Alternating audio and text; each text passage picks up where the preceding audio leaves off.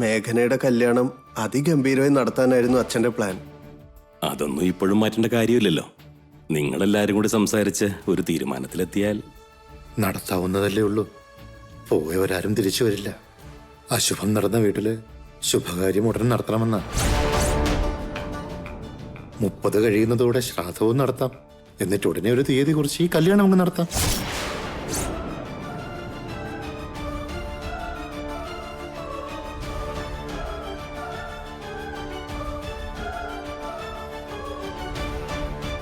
എന്തു പറയുന്നു നിങ്ങള്? ഇതിൽ പറയാൻ എന്തിരിക്കുന്നു? വീണ്ടും ഒരു മുഹൂർത്തം കുറിച്ചിട്ട് പിന്നെ ഈ കല്യാണം നടത്തി മറ്റൊരു ജീവൻ കൂടെ വിഴുങ്ങാനാവും.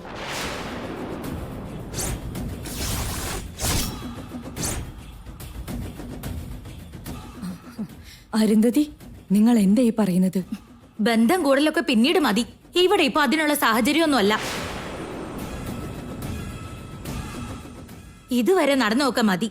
വീണ്ടും നിങ്ങളുടെ കുടുംബത്തിലേക്ക് ഒരു ബന്ധം കൂടാനോ ഞങ്ങളുടെ കുട്ടിയെ നിങ്ങളുടെ വീട്ടിലേക്ക് അയക്കാനോ ഞങ്ങൾക്ക് താല്പര്യമില്ല. എന്താ നിങ്ങൾ ഈ പറയുന്നത്? ഞങ്ങൾ കാരണം ഇപ്പൊ ഇവിടെ എന്ത് സംഭവിച്ചെന്നാ? ഇനി എന്തുണ്ടാവാനാ? ഇത്ര ഉണ്ടായത് പോരെന്നാ? നിങ്ങളുടെ കുടുംബമായിട്ടുള്ള ബന്ധം പറഞ്ഞുറപ്പിച്ചപ്പോ തൊട്ട് ഈ വീടിന്റെ കഷ്ടകാലം തുടങ്ങിയതാ. ഇതിന്ന് തന്നെ നിന്റെ ജാതകത്തിൽ എന്തോ ദോഷമുണ്ടെന്നും ശാപം കിട്ടി കുടുംബാണെന്നും മനസ്സിലാവണില്ലേ? എന്താ ഞാൻ പറഞ്ഞാൽ എന്താ തെറ്റ്? ഉള്ള കാര്യം ഉള്ളതുപോലെ ഞാൻ പറഞ്ഞതേ ഉള്ളൂ.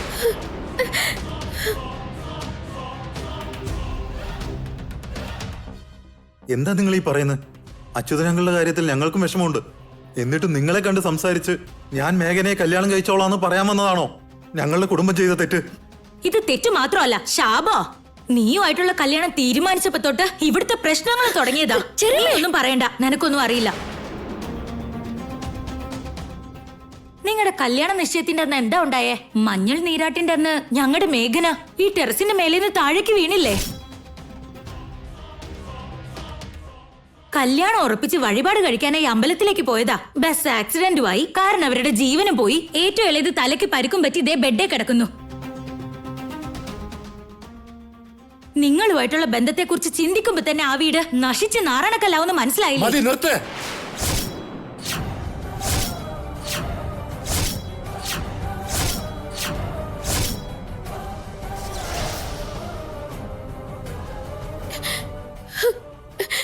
പ്ലീസ്, വഴക്കുണ്ടാക്കരുത്. ചെറുമ വിഷമത്തിൽ എന്തോ പറഞ്ഞതാ. ഇത് വിഷമമൊന്നുമല്ല, മനഃപൂർവ്വം ഞങ്ങൾ അവമാനിച്ചതാ. നോക്കരുന്നത്, വാക്കുകൾ സൂക്ഷിച്ചുപയോഗിക്കണം. വാവിട്ട വാക്ക് തിരിച്ചെടുക്കാനാവില്ല. അച്യുതൻ നായരുടെ മരണത്തിനും ആ ബസ് അപകടത്തിനും ഞങ്ങളുടെ കുടുംബമായിട്ട് എന്ത് ബന്ധമാണുള്ളത്? ബന്ധം ഉള്ളത് കൊണ്ടാണല്ലോ ഞങ്ങളുടെ വീട്ടിലെ കുട്ടിയെ നിങ്ങളുടെ വീട്ടിലേക്ക് തരില്ലെന്ന് പറയുന്നത്. മര്യാദകൾ അറിയാവുന്നതുകൊണ്ട് മാത്രോ ഇത്രയും നേരം വളച്ചു ചുറ്റി കാര്യം അവതരിപ്പിച്ചത്. മുഖത്ത് നോക്കി പറയാൻ അറിയാഞ്ഞിട്ടല്ല. മേഘനെ നിർത്തി. നീ ആരോട് എന്താണ് പറയുന്നതെന്ന് ആലോചിച്ചിട്ടാണോ സംസാരിക്കുന്നത്? നിങ്ങൾക്കിതിൽ എന്താ കാര്യം? എന്റെ മോളുടെ വിഷയത്തിൽ എനിക്ക് ചിന്തയുണ്ടാവില്ലേ? ഈ കല്യാണം നടത്തിയിട്ട് ഇങ്ങനെ ഒരു അപശകുനം പിടിച്ച വീട്ടിലേക്ക് വിട്ടാ അവളുടെ ജീവൻ പോലും തിരിച്ചു കിട്ടിയില്ലെങ്കിലോ?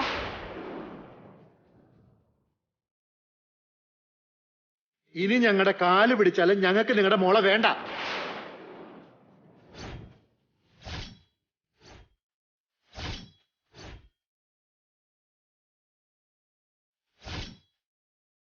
മനുഷ്യരെ വില വെക്കാൻ അറിയാത്ത ഈ വീട്ടിലെ പെണ്ണിനെ ഇനി ഞങ്ങൾക്കും വേണ്ടെങ്കിലോ?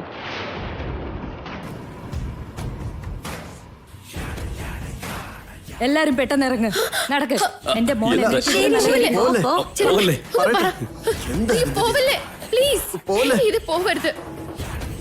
മോനെ ഉദയ പറയുന്ന കേക്ക്. അരുന്ധതി ആലോചിക്കാതെ എന്തോ പറഞ്ഞതാ. ഞാൻ ആലോചിച്ച് തീരുമാനിച്ചു തന്നെയാ പറഞ്ഞത്. മേഘനയുടെ കല്യാണം നിങ്ങളുടെ മോനുമായിട്ട് നടത്തിയാൽ ഞങ്ങൾ വിഡ്ഢികളാവും. അരുന്ധതിക്ക് വേണ്ടി ഞാൻ നിങ്ങളുടെ കാല് പിടിക്കാം. ഇതൊന്നും മനസ്സിൽ വയ്ക്കരുത്. ഞാൻ നിങ്ങളുടെ വീട്ടിൽ വന്ന് കുറച്ച് കാര്യങ്ങൾ പറയാം. അതുവരെ നിങ്ങൾ ഈ കല്യാണക്കാര്യത്തിൽ വേറൊരു തീരുമാനം വേണ്ട. ഞങ്ങൾക്ക് ആത്മാഭിമാനമൊക്കെ ഉണ്ട്. എന്തൊക്കെയാ അവര് പറഞ്ഞേ, അതൊന്നും ഞങ്ങൾക്ക് മറക്കാനാവില്ല. നിങ്ങൾ ഇതിനായിട്ട് വരുവും വേണ്ട. ഇതങ്ങ് വിട്ടേക്ക്. ഞങ്ങൾ മറന്നിട്ട് കുറെ ഏറെ നേരമായി. മോനെ ഉദയ, അപ്പൂപ്പൻ ഉണ്ടായിരുന്നപ്പോ ഞങ്ങളുടെ വീടിന് എത്ര നല്ല പേരായിരുന്നു എന്ന് അന്വേഷിച്ചു നോക്ക്. ഞങ്ങൾ ആരും മനുഷ്യരെ വില വെക്കാത്തവരല്ല. ചെറിയ അപ്പോഴത്തെ ദേഷ്യത്തിൽ എന്തോ പറഞ്ഞതാ. അപ്പൂപ്പൻ ഉണ്ടായിരുന്നെങ്കിൽ കാര്യങ്ങളൊന്നും ഇങ്ങനെ ആയിരിക്കില്ല. അച്ഛ പ്ലീസ്, നടന്നതെല്ലാം തെറ്റാ. അതിന് ഞാൻ കാല് പിടിച്ച് മാപ്പ് പറയാം. ക്ഷമിക്കണോ അച്ഛൻ? പ്ലീസ് വണ്ടി എടുക്കടാ. അവിടെ. അച്ഛൻ പോവല്ലേ? പ്ലീസ് ഒന്ന് നിർത്ത്.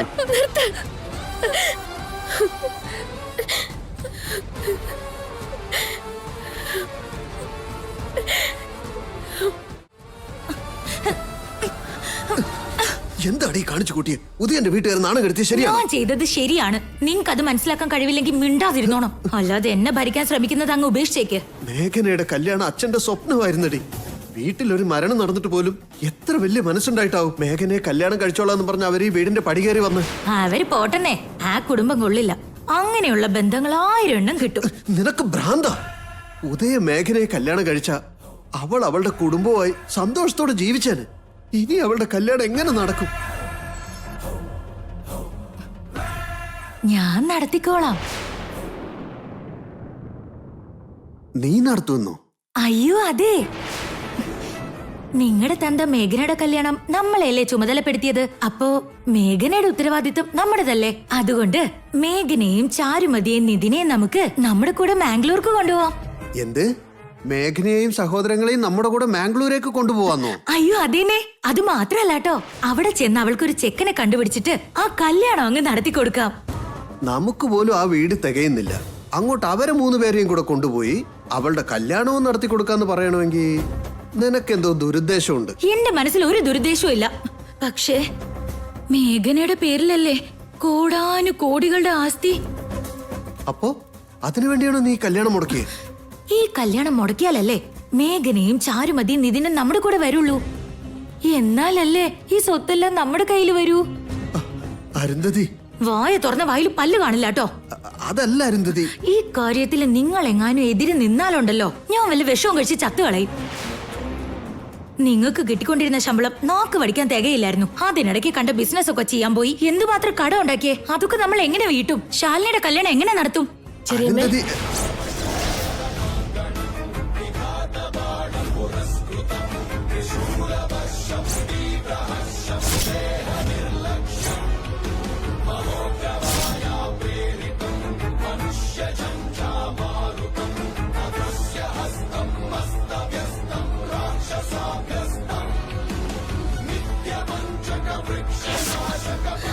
മേഘന, നീ എപ്പോഴാ ഇങ്ങോട്ട് വന്നേ? ഇപ്പൊ വന്നേ ഉള്ളൂ ചെറുമേ. കാപ്പി ചോദിച്ചിരുന്നില്ലേ? ആ നീ കാപ്പി കൊണ്ടുവന്നോ? കാപ്പിയൊക്കെ അവിടെ നിൽക്കട്ടെ. നീ ചെന്ന് ചാരുവിനോടും നിതിനോടും റെഡിയാകാൻ പറ. എന്തിനാ ചെറുമേ? നമുക്ക് മാംഗ്ലൂരിലേക്ക് പോണ്ടേ? മാംഗ്ലൂരിലേക്കോ? അവിടേക്ക് എന്തിനാ? ഇനി മുതല് നിങ്ങൾ 3 പേരും ഈ ചെറിയമ്മയുടെ കൂടെ അവിടെയാ താമസം. അതെന്തിനാ ചെറുമേ? നിന്നെ കല്യാണം കഴിക്കാൻ വന്ന ആളുകളുടെ സ്വരൂപം നീ നേരിട്ട് കണ്ടതല്ലേ. നമ്മൾ മറ്റൊന്നും വിശ്വസിച്ചില്ലെങ്കിൽ സാരമില്ല, ജാതകത്തെ അവിശ്വസിക്കാൻ പാടില്ല. നിന്നെ പോലൊരു ഐശ്വര്യ ദേവതയുടെ ജീവിതത്തിലേക്ക് ആ ജാതക ദോഷമുള്ള ഉദയൻ കടന്നു വരുന്നതിന് മുന്നേ തന്നെ ഇവിടുത്തെ നെടും തൂണിനല്ലേ നഷ്ടപ്പെട്ടത്. എന്നുവെച്ചാ നാളെ നിന്റെ കഴുത്തിൽ താലി കെട്ടിയിരുന്നെങ്കിൽ ഓർക്കാൻ പോലും വയ്യന്റെ അമ്മോ. അതൊന്നും കാണാൻ എനിക്ക് ശക്തിയുമില്ല. എന്റെ കൺമുമ്പിൽ വെച്ച് നിന്റെ ജീവിതം നശിക്കുന്നത് എനിക്ക് സഹിക്കോ. അതുകൊണ്ടാ നാളെ എന്നെ എല്ലാവരും കുറ്റപ്പെടുത്തിയാലും കുഴപ്പമില്ല. നിന്റെ ജീവിതം നന്നായിരിക്കാൻ വേണ്ടിയ മോളെ ആ ബന്ധം വേണ്ടെന്ന് ഞാൻ അവരോട് പറഞ്ഞത്.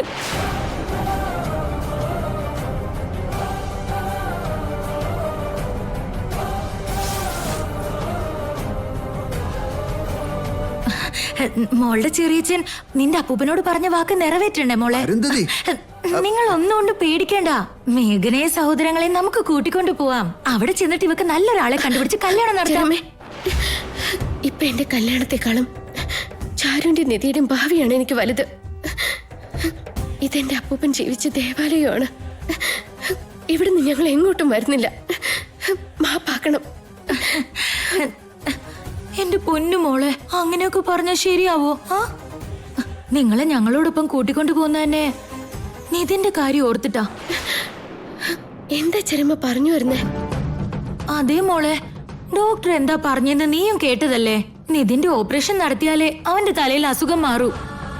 നമ്മള് മാംഗ്ലൂരിലാണെങ്കിൽ ഒത്തിരി ഹോസ്പിറ്റലുകളും ഡോക്ടേഴ്സും ഒക്കെ ഉണ്ടാവും. നിഷ്പ്രയാസം നമുക്ക് ഓപ്പറേഷൻ നടത്താം.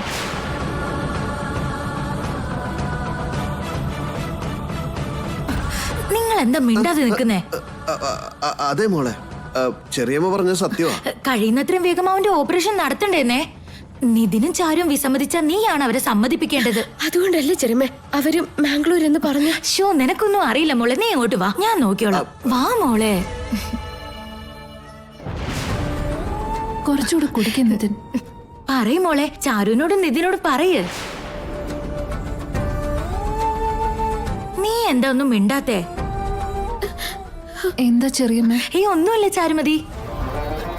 അപ്പൂപ്പൻ അങ്ങ് പോയില്ലേ, അതോടെ ഇവളുടെ കല്യാണം അങ്ങ് മുടങ്ങിയില്ലേ. നിതിന്റെ അവസ്ഥയാണെങ്കിൽ കാണാനും വയ്യ. ഇനി നിങ്ങൾ മൂന്നുപേരും ഈ കുഗ്രാമത്തിൽ തനിച്ച് താമസിക്കണോ? അതുകൊണ്ടാ നിങ്ങൾ മൂന്നുപേരെ ഞാൻ എന്റെ കൂടെ അങ്ങ് മാംഗ്ലൂർക്ക് കൊണ്ടുപോകാൻ തീരുമാനിച്ചേ. മാംഗ്ലൂർക്കോ? ഞങ്ങള് വരുന്നില്ല ചെറിയമ്മ.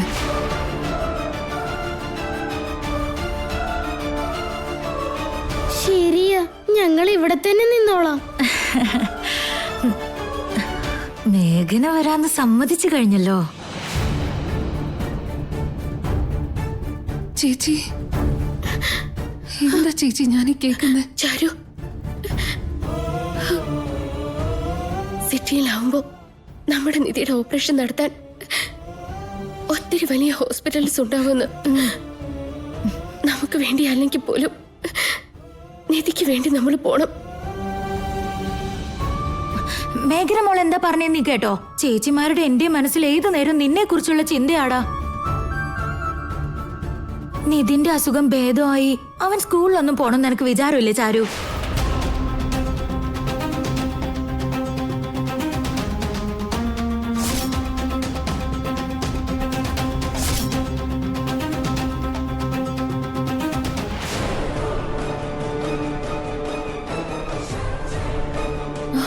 അപ്പോ ഈ കാര്യം വക്കീലങ്കളോട് പറയണ്ടേ? അതൊക്കെ ഞാൻ പറഞ്ഞു കഴിഞ്ഞു ചാരു. അങ്കിളിന് വലിയ സന്തോഷമായി. നല്ല തീരുമാനമാണെന്ന് പറയുകയും ചെയ്തു. നിങ്ങൾ എന്ന് ബാഗൊക്കെ പാക്ക് ചെയ്തേ, ഞാൻ യാത്രക്കുള്ള കാര്യങ്ങളൊക്കെ നോക്കട്ടെ. ചേച്ചി, എനിക്കിപ്പോ കുഴപ്പമൊന്നുമില്ലല്ലോ, നമുക്ക് ഇവിടെ തന്നെ നിന്നാ പോരെ? അങ്ങനെ പറയല മോനെ. നമ്മളെ കുറിച്ച് അമ്മയുടെ സ്ഥാനത്ത് നിന്ന ചെറിയമ്മ ആലോചിക്കുന്നെ. അപ്പൊ ചെറിയമ്മ പറയുന്നത് നമ്മൾ അനുസരിക്കണ്ടേ?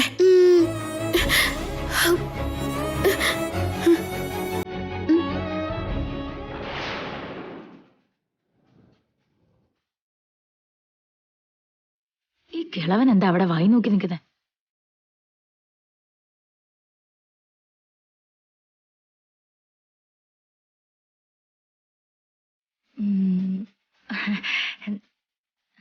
വക്കീലമ്മാവനോട് എന്തെടുക്കുക? എന്തായിരുന്നതീ? ഞാൻ ചെക്കന്റെ വീട്ടുകാരോട് അങ്ങനെ സംസാരിച്ചത് അമ്മാവന് തെറ്റായിട്ട് തോന്നിയല്ലേ? തെറ്റ് നമ്മുടെ ആരുടെയല്ല, ആ ദൈവത്തിന്റെയാ. അവനാണ് എല്ലാം വരുത്തി വെച്ചത്. ആ കാലത്തിൽ അച്യുതനെ വിളിച്ചുകൊണ്ട് പോയി മേഘനെ അനാഥയാക്കിയത് ദൈവമല്ലേ? അയ്യോ, മേഘന അനാഥയാണെന്ന് പറഞ്ഞു കളഞ്ഞത് എന്താ അമ്മാവാ? ഞാനില്ലേ അവൾക്ക്? നീ ഉണ്ടായിരുന്നതീ, അതെനിക്കും അറിയാം. അതുകൊണ്ടല്ലേ നീ കുട്ടികളെ മാംഗ്ലൂരിലേക്ക് കൊണ്ടുപോകാൻ തീരുമാനിച്ചത്.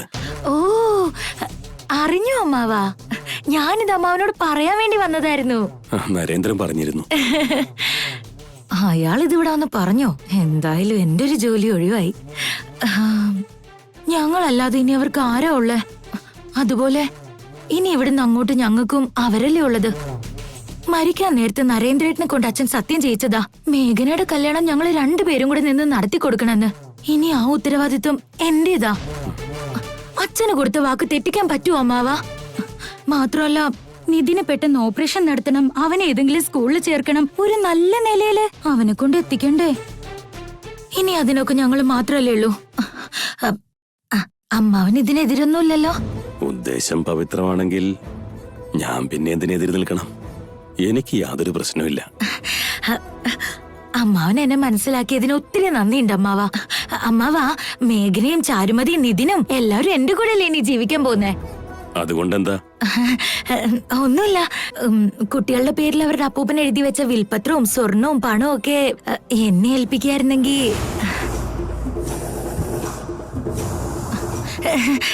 തെറ്റിദ്ധരിക്കണ്ട വക്കീലമ്മാവാ. നമ്മുടെ മേഘനയ്ക്ക് നല്ലൊരു ചെക്കനെ കണ്ടെത്തി കല്യാണം കഴിച്ച് അയക്കണ്ടേ. അത് മാത്രല്ല അധികം താമസിയാതെ നിതിന്റെ ഓപ്പറേഷനും നടത്തണ്ടല്ലേ. അതിനൊക്കെ ഒത്തിരി ചെലവില്ലേ അമ്മാവാ. മേഘനയുടെ കല്യാണം കഴിഞ്ഞാലല്ലാതെ ആ ആസ്തിയിൽ ഒരു ചില്ല് കാശ് പോലും കുട്ടികൾക്ക് കിട്ടില്ലായിരുന്നത്. കല്യാണം കഴിഞ്ഞ് മേഘനയും ഭർത്താവിനെയും ഏൽപ്പിക്കണമെന്നാ അച്യുതൻ വിൽപത്രത്തിൽ എഴുതിയിരിക്കുന്നത്. മേഘനയുടെ ആസ്തിയുമായിട്ട് ബന്ധപ്പെട്ട കടലാസുകളൊന്നും ആരെയും ഏൽപ്പിക്കാനുള്ള അവകാശം എനിക്കില്ലായിരുന്നത്. എന്നാ പിന്നെ പണവും സ്വർണവും ഒക്കെ ഉണ്ടാവില്ലേ? കല്യാണപ്രായമായ പെൺകുട്ടിയല്ലേ, അതൊക്കെ ഇട്ട് നടക്കട്ടെന്നെ. നിതിന്റെ ഓപ്പറേഷനുള്ള പണം ഞാൻ തന്നെ നേരിട്ട് അടച്ചോളായിരുന്നത്. പിന്നെ അവരുടെ ദൈനംദിന ചെലവിലുള്ളതൊക്കെ അരുന്ധതിക്ക് അയച്ചു തരാം. അതല്ലാതെ ആഭരണങ്ങളൊന്നും ആരെയും ഏൽപ്പിക്കാൻ പറ്റില്ല.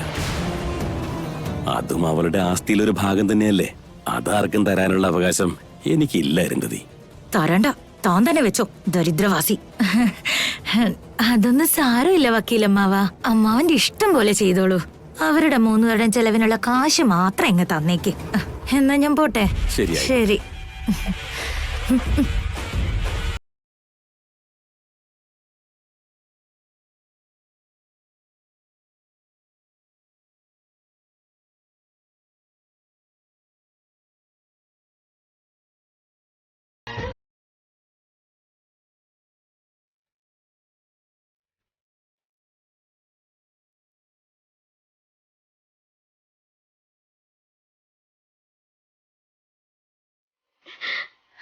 എന്നാലും അപ്പൂപ്പൻ വാക്ക് പാലിച്ചില്ലല്ലോ. അവസാന ശ്വാസം വരെ എന്റെ കൈ മുറുകെ പിടിച്ചോളാന്ന് പറഞ്ഞ ആളല്ലേ. അപ്പൊ എന്റെ ജീവിതകാലം എന്റെ കൂടെ തന്നെ ഉണ്ടായിരിക്കുമെന്ന് വിചാരിച്ചു. പക്ഷെ ഞാൻ അപ്പൂപ്പന്റെ ജീവനാന്ന് പറഞ്ഞിട്ട് ഇങ്ങനെ പകുതി വഴിക്കാക്കി പോവെന്ന് കരുതിയില്ല അപ്പൂപ്പ.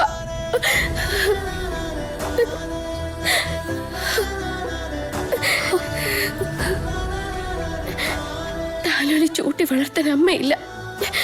സ്നേഹവും വാത്സല്യവും പകർന്നു തരാൻ ഞങ്ങൾക്ക് അച്ഛനുമില്ല.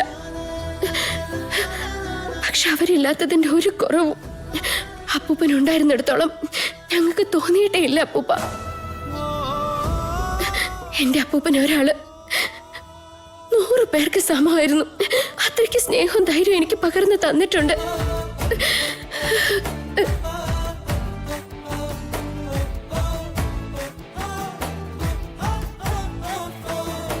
വിശപ്പ് എന്താണെന്ന് അറിയുന്നതിന് മുൻപ് തന്നെ ചോറ് വാരി തന്നിരുന്നു.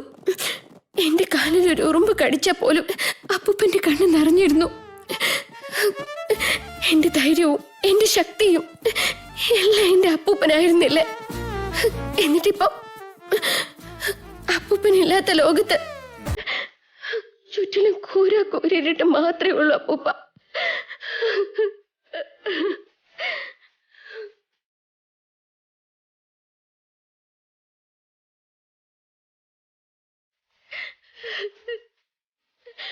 മോളെ മേഘനെ,